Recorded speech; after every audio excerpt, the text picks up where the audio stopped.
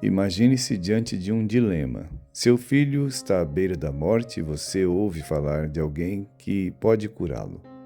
Mas essa pessoa está distante e tudo o que você pode fazer é pedir ajuda. Você teria coragem de ir até lá?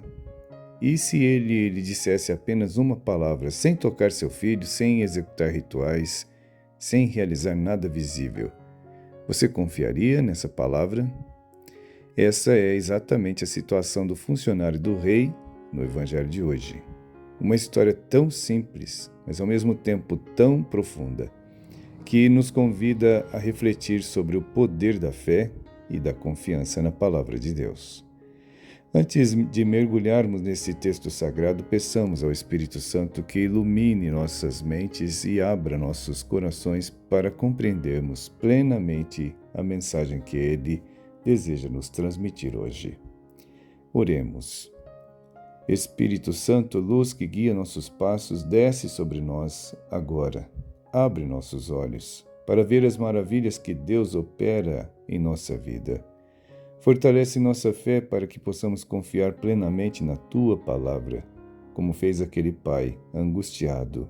Amém.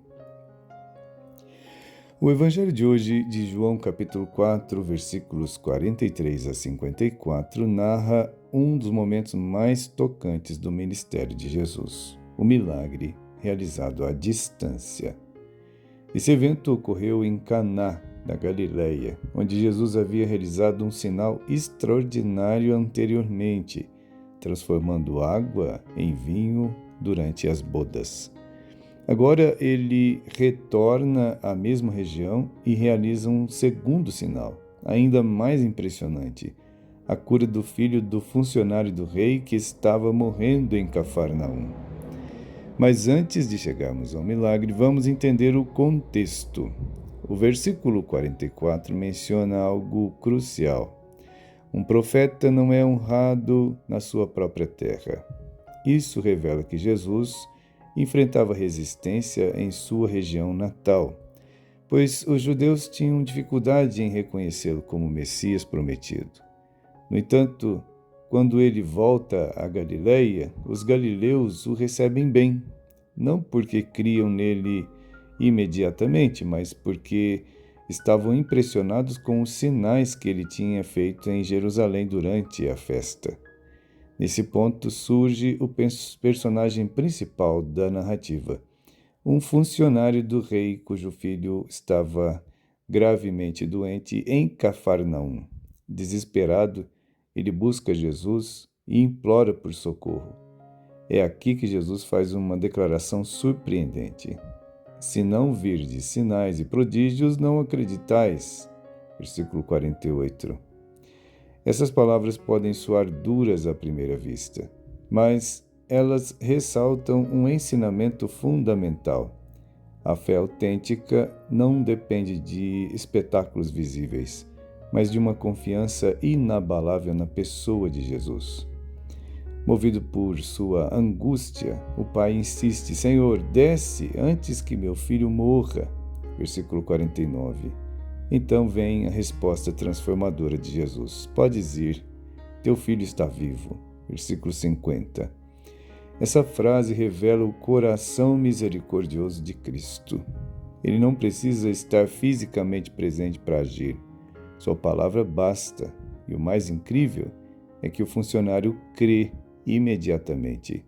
Sem questionar, ele vai embora confiando naquilo que Jesus tinha dito. No caminho, seus empregados confirmam o milagre. A febre do menino havia desaparecido exatamente na hora em que Jesus falou a palavra curadora.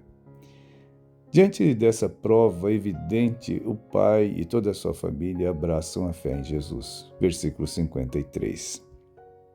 Essa passagem ecoa outras histórias bíblicas que celebram a força da fé.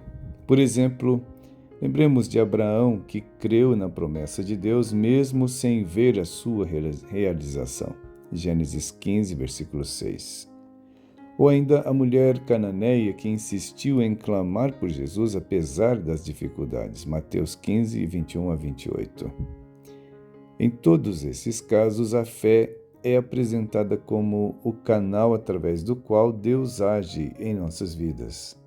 Caros irmãos e irmãs, este Evangelho nos desafia a examinar a qualidade da nossa própria fé. Quantas vezes buscamos provas tangíveis antes de confiar em Deus? Quantas vezes queremos ver para crer, em vez de crer para ver? Aqui encontramos uma lição valiosa. Deus não espera que tenhamos todas as respostas antes de confiarmos nele. Pelo contrário, ele convida-nos a dar o primeiro passo, mesmo na escuridão. Como funcionário do Rei, nós somos chamados a depositar nossa confiança nas palavras de Jesus, sabendo que ele é fiel e cumprirá as suas promessas. Um grande exemplo disso vem da vida de Santa Teresinha do Menino Jesus. Ela escreveu em suas memórias que, apesar das suas dúvidas e sofrimentos, aprendeu a confiar totalmente na bondade de Deus. Ela dizia: "Eu nunca busquei outra coisa senão o amor de Deus." Essa atitude de entrega total reflete a mesma fé que vimos no funcionário do Rei.